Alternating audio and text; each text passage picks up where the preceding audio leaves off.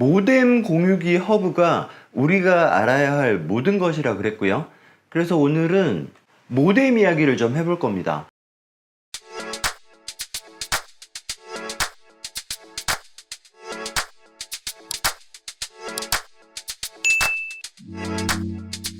안녕하세요, 베테우스입니다. 모뎀 이야기를 하는데 갑자기 IP라는 게 나왔죠. IP라는 말은 너무 많이 들어보셨을 겁니다. 뭐 인터넷 프로토콜 이런 거 몰라도 되고요. IP는 한마디로 말하면 주소예요, 주소.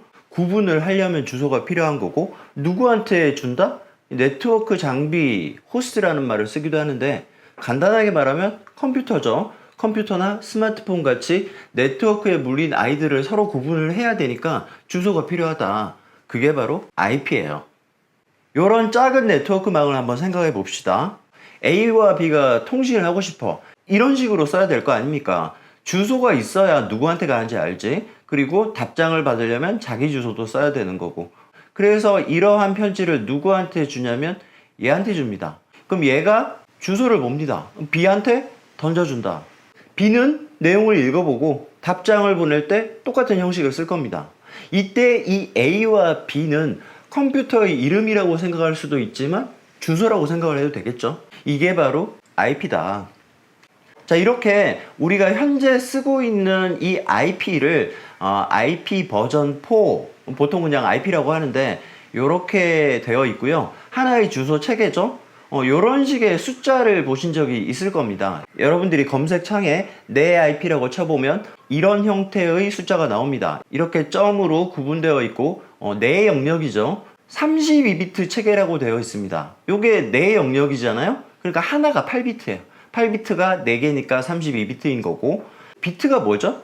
0 아니면 1인 그런 단위인데, 요게 8이라는 건 그게 8개. 그러니까 그걸 몽땅 0으로 채우면 이렇게 되는 거고, 이걸 10진수로 바꾸면 숫자 0이죠. 몽땅 1로 채우면 255다. 요 한 영역의 범위는 0에서 255 사이, 즉 256개인데 IP 이야기가 나오는데 385 이런 게 나왔다. 거짓말이라는 거죠. 무조건 요 사이다. 요 한 부분이 이 사이니까 네 부분인 거잖아요. 그래서 몽땅 0인 거부터 몽땅 255인 이 사이가 IP의 범위입니다. 숫자로 따지면 이만큼 되는 거예요. 2의 32승. 대략 43억 개 되는 거고요. 되게 많아 보이죠? 그러니까 이 주소 체계를 처음 생각할 때는 이 정도 숫자면 지구상에 있는 모든 컴퓨터와 앞으로 생길 컴퓨터들에 대해서 서로 다른 주소를 부여할 수 있을 거야. 충분할 거야. 이렇게 생각을 한 거죠. 그런데 지금 어떻습니까? 이거 모자랍니다. 인구가 얼만데 80억이잖아요. 스마트폰 다 IP가 있잖아. 택도 없이 모자라요. 그래서 이런 걸 생각을 해냈고 지금 벌써 쓰고 있습니다. 아예 시원하게 자릿수를 늘렸어요. 얘가 2의 32제곱인데 얘는 2의 128제곱이야. 그러니까 43억 곱하기 43억 곱하기 43억 곱하기 43억. 어마어마한 천문학적 숫자고 처음부터 이걸 썼으면 뭐 모자라고 이런 일이 없었을 겁니다. 그런데 지금 이미 오랜 세월 동안 이 체계를 쓰고 있단 말이에요. 자, 이거를 하루아침에 이렇게 바꾼다? 불가능합니다. 몽땅 다 이렇게 되어 있기 때문에 이걸 지원을 해야 되니까. 자, 그래서 이렇게 많이 모자라는데 해결하는 방법이 또 나옵니다. 사람들은 되게 똑똑해요. 아무튼 이게 IP고 모든 컴퓨터들이 서로 달라야 돼. 달라야지만 주소로서의 의미가 있는 거니까. 그래서 여러분들이 임의로 여러분들의 컴퓨터에 이런 IP를 부여했다고 칩시다. 자, 그런데 이게 전 세계에서 오직 하나라는 보장이 없단 말이죠. 저기 어디 뭐 볼리비아에 어떤 청소년이 컴퓨터 IP를 이렇게 할 수도 있는 거잖아. 똑같을 수도 있는 거예요. 똑같으면 안 되는데. 자, 그렇다면 누군가 어떤 존재가 있어서 이 IP를 뭐 국가별로 실제로 그렇게 하고 있습니다. 국가별로 어디서부터 어디까지는 뭐 이 나라가 써. 그렇게 하고 또 그 나라에서는 여기서부터 여기까지는 정부에서 쓰고 여기서부터 여기까지는 민간이 쓰고 이런 식으로 체계적으로 관리를 하고 배정을 하는 그런 역할을 하면 참 좋겠다. 실제로 그런 역할을 하는 곳이 있습니다. 그게 바로 ISP, 통신사예요. 통신사에 인터넷을 가입을 해야 이런 장비를 설치를 해주고 인터넷이 된다 말씀을 드렸죠. 자, 결국 통신사 혹은 모뎀이 하는 역할은 IP를 충돌하지 않게 유니크하게 배정을 해주는 거예요. 이게 바로 통신사의 역할, 우리는 모뎀의 역할이라고 생각을 해도 될 겁니다.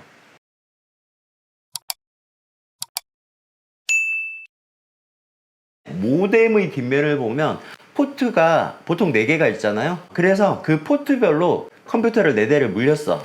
그러면 포트별로 공인 IP라는 걸 줘요. 새로운 개념이 나왔습니다. 공인 IP. 공인 IP라는 게 있다라면 그 반대되는 개념이 사설 IP도 있는 거죠. 공인 IP와 사설 IP가 뭐냐? 요렇게 한번 생각을 해볼까요? 유치원이 있습니다. 이 유치원의 이름은 보람유치원이고요. 보람유치원의 행정상 주소는 54-1번지, 교무실과 햇님반, 별님반, 달님반 이렇게 반들이 있어요. 내부적으로는 이렇게 서로 다른 곳이죠. 하지만 바깥에서 봤을 때는 다 보람유치원이고, 보람유치원의 주소인 54-1번지가 바로 공인 IP에 해당하는 겁니다. 내부적으로 편의상 만들어 놓은 교무실, 햇님반, 별님반, 달님반 얘네들도 주소라고 볼 수 있겠죠. 이게 바로 사설 IP인 거죠. 바깥에서 별림반으로 편지를 보낼 때 주소에는 보람유치원의 주소 54-1번지를 써야 되는 거예요. 별림반에서 바깥으로 편지를 보낼 때도 마찬가지입니다. 보람유치원의 주소를 써야 답장을 받을 수가 있는 거예요. 그냥 별림반 띡 적어 놓으면 받는 사람이 별림반이 어딘데 이렇게 되는 거예요. 그래서 이렇게 공인된 주소, 공식적인 주소, 이게 바로 공인 IP고, 내부적으로 필요에 의해서 만들어서 쓰는 어떤 사적인 주소가 사설 IP인 거예요. 자, 요걸 네트워크로 바꿔봅시다. 이런 거죠. 어떤 작은 네트워크망이 있어. 내부적으로 있는 컴퓨터들에 내가 개별적으로 주소를 부여를 하는 거야. 하지만 이 네트워크망을 외부에서 바라봤을 때는 몽땅 하나의 주소인 거죠. 이 하나의 주소가 뭐다? 공인 IP. 내부적으로 필요에 의해서 만들어 놓은 이 주소가 뭐다? 사설 IP다. 자, 아까 유치원에서 햇님반, 꽃님반, 별님반, 달님반을 만들고 관리하는 어떤 장소가 있었죠. 보통 교무실이라고 생각하면 되겠죠. 그러면 이 네트워크망에서도 교무실과 같은 역할을 하는 어떤 장비가 필요하고요. 이렇게 생겼네요. 이 장비의 이름을 우리는 공유기라고 합니다. 영어로는 라우터라고 하는데 사실 공유기와 라우터는 조금 다르긴 합니다만 보통 그냥 라우터라고 해요. 자세한 설명은 공유기 이야기를 할 때도 다루겠지만 대충 느낌만 알아두자는 거죠. 요 앞에는 뭐가 있을까요? 모뎀이 있는 겁니다. 자연스럽게 모뎀과 공유기의 위치와 역할이 나오는 거죠. 모뎀이 하는 일은 뭐다? 공인 IP를 준다. 공유기는 공인 IP를 받아서 필요한 사설 IP로 쪼갠다. 요 정도로 아시면 될 것 같고, 요게 공인 IP와 사설 IP의 개념인데, 사설 IP도 IPv4 체계거든요. 결국 모양이 똑같다 이거죠, 공인 IP랑. 그러면 IP의 전체 범위 그 사이 안에 사설 IP가 있는 건데, 우리가 약속을 해놓습니다. 우리가 했다기보다 약속이 되어 있는 거죠.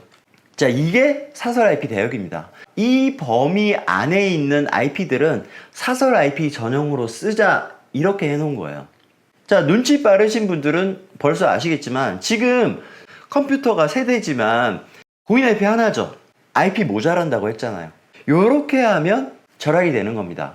자, 이거를 IP타임 공유기라고 한번 생각을 해볼게요. 우리나라의 IP타임 공유기가 얼마나 팔렸을까? 100만 대쯤 팔렸다고 생각을 해볼까요? 100만 대의 IP타임 공유기는 특별하게 내가 바꾸지 않으면 모두 IP가 기본적으로 얘입니다. 192.168.0.1이에요. 지금 이 영상을 보고 계시는 여러분들 중에 상당수가 맞아, 내 공유기 IP도 192.168.0.1인데 하시는 분들이 있을 겁니다. 유니크하지 않죠? 모두 다 이건데 똑같은데 충돌이 안 나요. 충돌이 안 나는 이유는 바깥에서 볼 때는 이걸 몰라, 안 보여. 이것만 보기 때문에. 얘는 유니크합니다. 옆집과 내가 서로 달라요. 아시겠죠? 모뎀 포트는 한 포트만 사용하고 그걸 공유기에 연결을 하는 거예요. 이렇게. 그러면 하나의 공인 IP만 쓰겠다. 그리고 모든 장비들은 몽땅 공유기 밑에 다 물려라. 이게 오늘의 결론이기도 하고요. 모뎀 공유기 허브 시리즈 전체의 결론이기도 합니다. 간단하게 말하면 다 이거예요. 자, 그런데 정말 많은 분들이 이렇게 쓰고 계십니다. 그리고 물어봐요. 안 되냐고. 이 빨갛게 표현한 게 이 모뎀의 포트거든요. 포트 3개를 썼고 공유기 하나에 이렇게 물리고 이렇게 쓰면 안 되나요? 이런 분들 많으십니다. 개별 컴퓨터들 얘나 인터넷을 하는 데는 문제가 없어요. 얘네들끼리 통신을 할 때가 문제입니다. 자, 공인 IP끼리 통신을 할 때는 무조건 인터넷망을 타야 돼요. 그게 무슨 말이냐? 이 컴퓨터에서 이 컴퓨터로 데이터를 보낸다고 생각합시다. 50기가쯤 보낸다고 생각을 하면 분명히 같은 모뎀 밑에 물려있고 우리 집이란 말이야. 그런데도 불구하고 인터넷망을 탑니다. 50기가 데이터 썼어요. 그리고 다시 인터넷망에서 돌아옵니다. 또 50기가를 씁니다. 내부망인 것 같지만 실은 옆집인 거예요. 아시겠죠? 반면에 얘네들끼리는 어떨까요? 이렇게 타지 않습니다. 요거 사설 IP 대역대죠. 그 관리를 얘가 합니다. 그러니까 얘가 얘한테 데이터를 보낼 때는 50기가를 그냥 이렇게 보내는 거예요. 나가지 않아요. 데이터를 쓰지도 않습니다. 속도도 빠릅니다. 지금 이렇게 연결해 놓고 내부망 컴퓨터끼리 통신하는 거는 옆방에 물건 주는데 방문 열고 주면 되잖아요? 택배 보내는 격입니다. 그래서 이렇게 했으면 안 된다 혹은 좋지 않다. 일반적으로는 이런 식으로 쓰시는 게 좋다는 거죠. 모뎀은 공인 IP를 준다. 요게 원칙입니다. KT의 경우는 이 원칙을 따르고요. 그 말은 SK나 LG는 조금 다르다는 이야기겠죠. 그 이야기는 또 나올 건데 일단 SK나 LG 사용자 여러분들도 똑같이 따라오십시오. 모뎀은 무조건 공인 IP를 준다. 그리고 여러분들은 공유기를 사용을 하시는 게 좋고 모든 장비는 하나의 공유기 밑에 물리는 것이 좋다. 여기까지만 정리를 하시면 될 것 같습니다. 자, 오늘은 여기까지입니다. 자, 오늘 영상 도움되셨다면 좋아요와 구독 부탁드리고요. 감사합니다. 지금까지 베테우스였습니다.